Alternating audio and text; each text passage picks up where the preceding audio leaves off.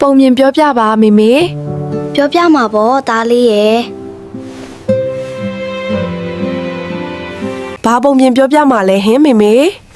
ကောက်ကျစ်တဲ့ဗျာကြီးနဲ့ညံကောင်းတဲ့ကနန်းလေးအကြောင်းပြောပြမယ်နော်တခါတော့ကဆေးဆုံနေတဲ့တောအုပ်ကြီးရဲ့အလဲမှာကြာပေါင်းစုံဖူးပွင့်နေတဲ့အရန်တာရလှပတဲ့ရေကန်ကြီးတကန်ရှိတယ်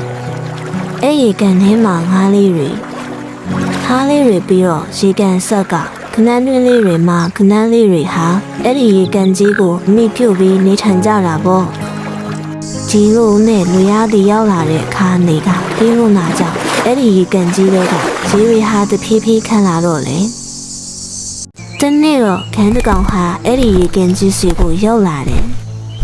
ပြီးတော့သူဟာရေကန်ထဲမှာရှိတဲ့လားတွေကိုကုန်စားရအောင်ကျန်တော့လာပေါ့ဒီကန်ထဲကငါးတွေကိုအကုန်စားရအောင်ကြံမယ်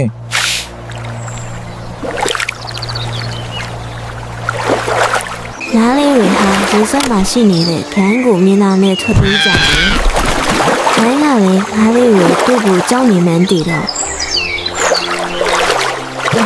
မကြောက်ကြပါနဲ့ငါးလေးတွေငါမင်းတို့ကိုမစားပါဘူးခမညာကျွန်တော်တို့ကိုတကယ်မစားဘူးလားငါတကယ်မင်းတို့ကိုမစားပါဘူးငါကမင်းတို့ကိုတည်င်းကောင်းပြောကျင်လို့ရောက်လာတာပါ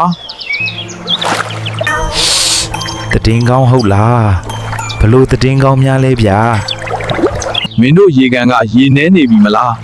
ဒါပေမဲ့ဟိုဘက်တောအုပ်မှာအရန်တာယာလှပတဲ့ရေကန်ကြီးကိုငါတွေ့ခဲ့တယ်တကယ်ပြောတာလားနေကပြင်းလုံးလို့ဒီရေကန်တောင်ခန်းနေတာခမညာပြောတာမဖြစ်နိုင်ဘူးကျုပ်တို့ကိုလိန်နေတာမလားငါမင်းတို့ကိုမလိန်ပါဘူးညာငါကအမှန်အတိုင်းပြောပြတာမင်းတို့မယုံလဲနေကြပေါ့ကွာ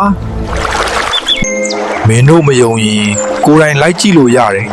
ငါခေါ်သွဲပေးပါမယ်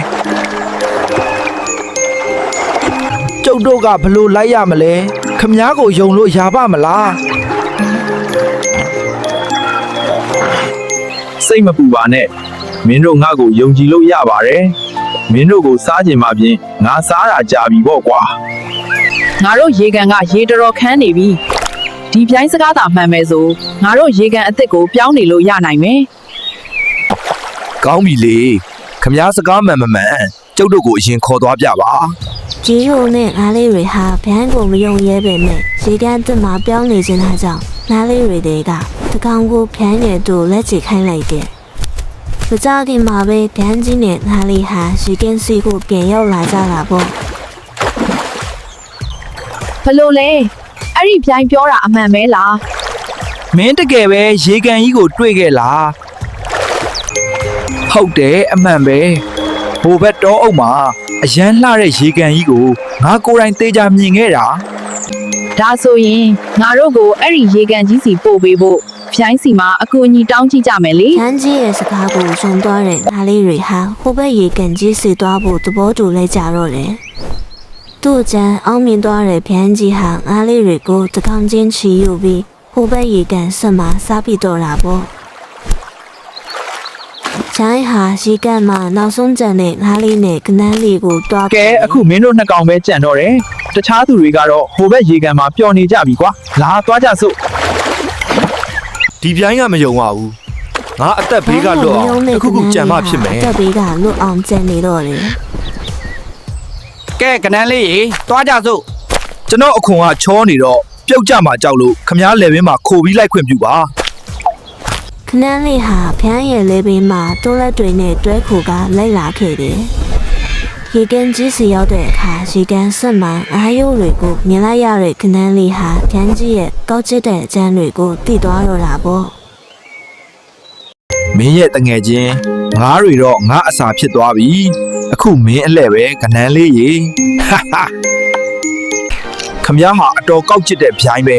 အဲ့ဒါကြောင့်ကျုပ်ကခမားလေဘင်းပေါ်ကလိုက်လာတာပေါ့ခနန်းလေးဟာဖျန်းကြီးရဲ့လေဘင်းကိုတိုးလက်မတွေနဲ့အားကုန်မြှချပြလိုက်တော့တယ်နောက်ဆုံးတော့ကောက်ကျစ်တဲ့ဖျန်းကြီးဟာတည်ဆုံးသွားပြီးခနန်းလေးဟာသူ့ရဲ့ဉာဏ်မျိုးမြင်ရှိမှုကြောင့်အသက်ဘေးကလွတ်သွားကရေကန်ကြီးမှာတသက်လုံးပြပြရွှင်ရွှင်နေထိုင်သွားတော့တာပေါ့ပြိုင်းရတော်တော်ဆိုးတာပဲနော်မေမေဟုတ်တယ်သားလေးရဲ့ကဲအခုအိတ်တော့နော်အိမ်မက်လှလှမှတ်ပါစီကွယ်